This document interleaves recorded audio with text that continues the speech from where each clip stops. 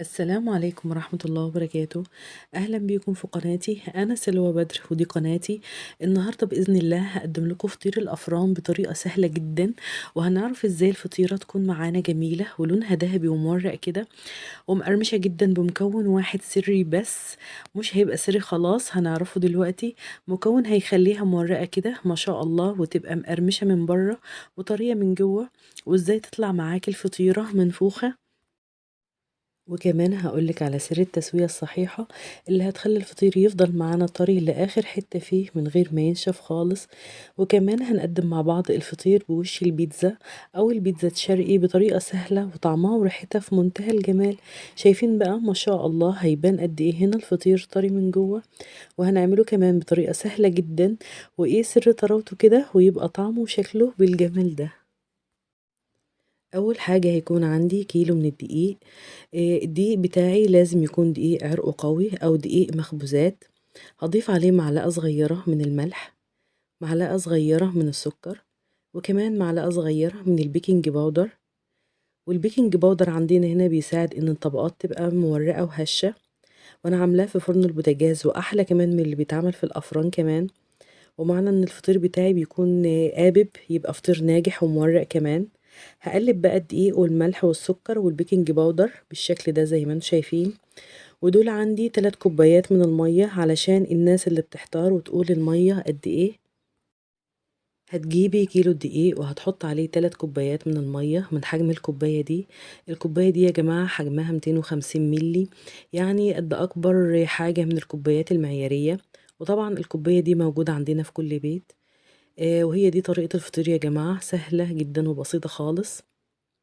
وزي ما انتم شايفين كده كيلو الدقيق عليه 3 كوبايات من المية. في الأول كده هقلب بالمعلقة، وبعدين هعجن بإيدي كده، وطبعا لو في عجان هيسهل علينا العجن، بس أنا حبيت أعجنه على إيديا علشان أوريكم قد إيه العجينة سهلة خالص.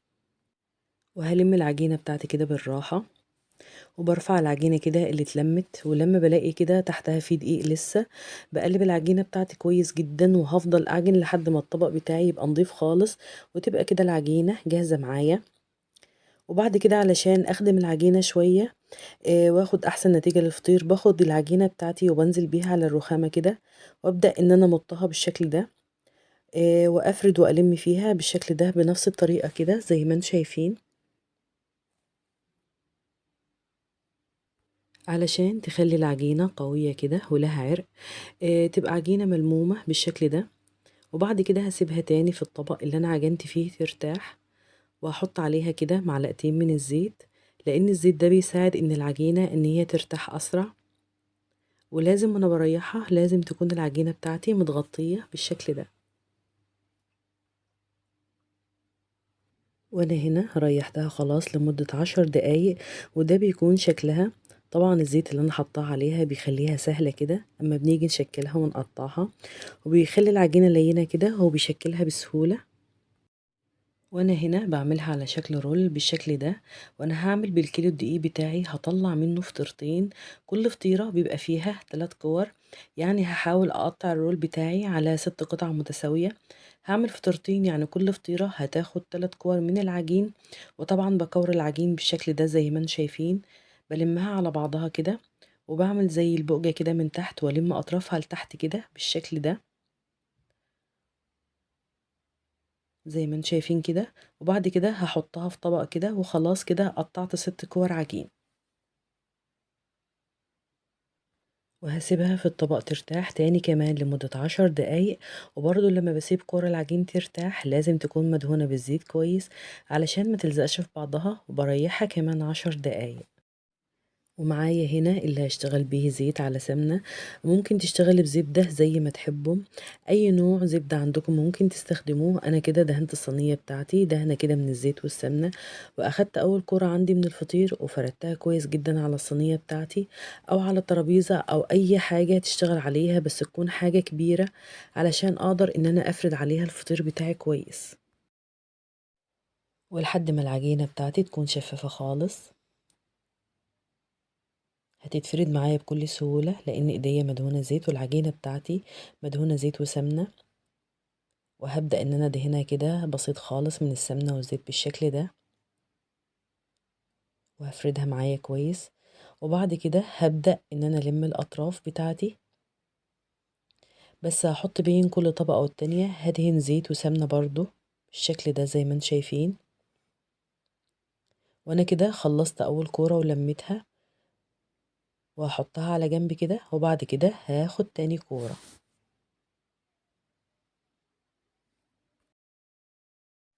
وبعدين هاخد تاني كورة وهفردها كويس جدا زي ما انتم شايفين. وطبعا الصينية بتاعتي مدهونة بسمنة وايديا فيها زيت، والعجينة بتتفرد معايا بسهولة جدا زي ما انتم شايفين كده.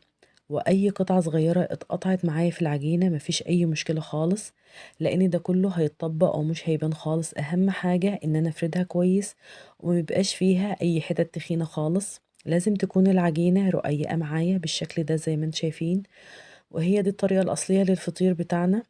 وبرضه بدين ايدي كده كويس خالص من السمنة والزيت، وهاخد كده اول كرة عندي انا بططتها وهحطها كده في نص العجينة بالشكل ده. وبعد كده هبدأ ان انا الم عليها الاطراف بتاعتي، وبرضو وانا بطبق لازم ادهن بين كل طبقة والتانية سمنة بسيطة كده وزيت. هدهنها بايديا كده خالص، هخليهم كده على جنب. ودي تالت كورة عندي، انا قلت هعمل الفطيرة بتلات كور. والله يا جماعة حاجة في منتهى السهولة، ما بتاخدش اي وقت خالص. اهم حاجة ان احنا نيجي على الاطراف بتاعة العجينة ونشدها بالراحة خالص بالشكل ده زي ما انتم شايفين، وتكون الترابيزة بتاعتنا او الصينية بتاعتنا مدهونة بالزيت. خلاص كده انا فردتها كويس قوي والعجينة شفافة معانا. حاجة في منتهى البساطة، والدقيق علشان حلو فالعجينة حلوة معايا جدا ما شاء الله، مخدومة كويس جدا. هجيب بقى الطبقتين اللي فاتوا اللي انا طبقتهم على بعض وهحطهم في النص بالشكل ده زي ما انتم شايفين، وهطبق عليهم الكورة بنفس الطريقة. شايفين بين كل كرة والتانية دهنة كده بسيطة من السمنة. ودي كانت آخر كورة علشان نعمل أول فطيرة ونسويها بقى ونعرف سر التسوية الصحيحة.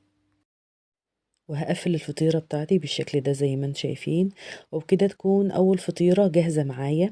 هجيب لها صينية كده وهدهنها دهنة من السمنة، ويفضل تكون صواني ألمونيا. وهبدأ إن أنا أحط فيها الفطيرة بتاعتي، بس هخلي الحتة المتقفلة تكون من تحت والوش السليم يكون من فوق بالشكل ده زي ما انتم شايفين. وهسيبها ترتاح في الصينية كده لمدة 10 دقايق كمان. وبعد كده هبتدي ان انا افرد تاني فطيرة بنفس الطريقة بالشكل ده زي ما انتم شايفين. ايديا مدهونة زيت والعجينة بتاعتي عليها زيت وسمنة، عشان كده بتتفرد بكل سهولة بالشكل ده زي ما انتم شايفين. وهشد الاطراف بتاعت العجينة بتاعتي بالراحة خالص علشان تتفرد معايا، عشان العجينة بتاعتي تكون شفافة زي ما انتم شايفين كده. وهبتدي بقى ان انا اقفل اول كورة واحطها على جنب، وهجيب تاني كورة هبططها برضو بنفس الطريقة، طريقة سهلة جدا اسهل ما يكون. وهي دي طريقة الفطير يا جماعة، طريقة سهلة جدا. بعد كده هجيب الكرة الأولانية بتاعتي هحطها في نفس الفطيرة وهقفل عليها في الفطيرة التانية، وهقفل عليها بالشكل ده زي ما انتم شايفين وهحطها على جنب. وهجيب بقى تالت كورة وهي آخر كورة هبططها بالشكل ده زي ما انتم شايفين. هفردها كويس جدا. الفطيرة بتاعتي شفافة وجميلة، ومش هأوصف لكم بقى الطعم بقى يا جماعة. انا كده حطيت بقى الفطيرتين اللي عندي وهقفل عليهم، وبين كل طبقة والتانية دهنة كده من الزيت والسمنة بالشكل ده زي ما انتم شايفين. وانا كده خلصت تاني فطيرة عندي.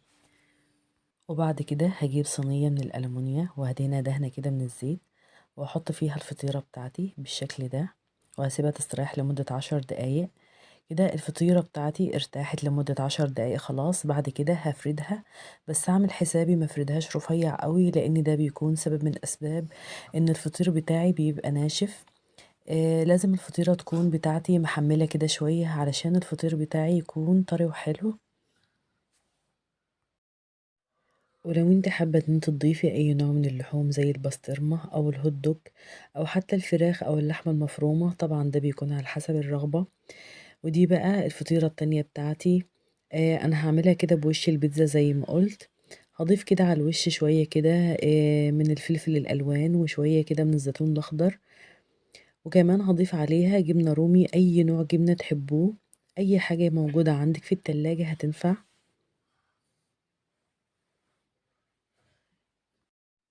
وهدخلها بقى الفرن السخن، وهقول دلوقتي على كل تكات التسوية الصحيحة. اول ما تستوي بالشكل ده هديها بقى شوية كده من الجبنة الموتزاريلا على الوش كده علشان تسيح على الوش، وهرجعها تاني الفرن لكن تحت الشواية علشان يدوب الجبنة تسيح. وده بيكون شكلها بعد ما خرجت من الفرن، واول ما بتخرج من الفرن بغطيها على طول علشان تفضل طرية.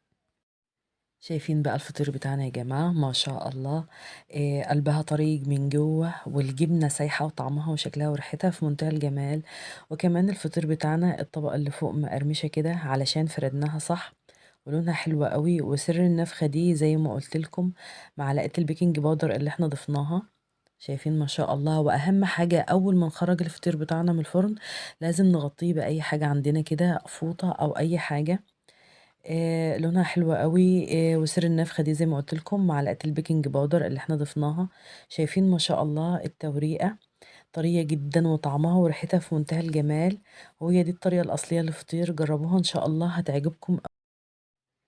أما بالنسبة لأهم الخطوات علشان الفطير يطلع معانا طري ومورق بالشكل ده، لازم الفرن بتاعي يكون محقق أعلى درجة حرارة فيه. لازم نشغل الفرن قبل ما نحط فيه الفطير مش أقل من ربع ساعة لحد ما أحس إن الفرن بقى سخن جدا. هحط الصينية بتاعة الفطير على أول شبكة في الفرن من تحت، وكمان لما نيجي نديله لون من فوق. لو الفرن بتاعنا مش بيشتغل من فوق ومن تحت بنقرب الرف من الشواية علشان ياخد لون بسرعة من غير ما ينشف. وافضل متابعاه لأنه بيتحمر بسرعة جدا. يعني الفطير مش بياخد في الفرن أكتر من 10 ل 12 دقيقة علشان يفضل محافظ على طراوته ويبقى جميل كده وناجح بالشكل ده. يعني باختصار لنجاح الفطير ويطلع أحسن من الفطاطري كمان وناجح جدا من أول مرة، أول حاجة تستعملي نوع دقيق يكون حلو للمخبوزات، ويكون عرقه قوي. وكمان ما نغيبش الفطير بتاعنا في الفرن علشان ما ينشفش مننا. وكمان اما بنيجي نفرده في الصينية او نبططه علشان ندخله الفرن خلاص علشان يستوي، ما نفردوش رفيع قوي علشان ما يبقاش ناشف معانا. انا كده خلصت الفيديو بتاعي، بتمنى يكون الفيديو بتاعي النهاردة يكون عجبكم. كنت معاكم انا سلوى بدر. ولو اول مرة تشوفوا قناتي اشتركوا معايا في القناة وفعلوا زر الجرس علشان يوصلكم كل فيديو جديد انا بقدمه. ومع السلامة.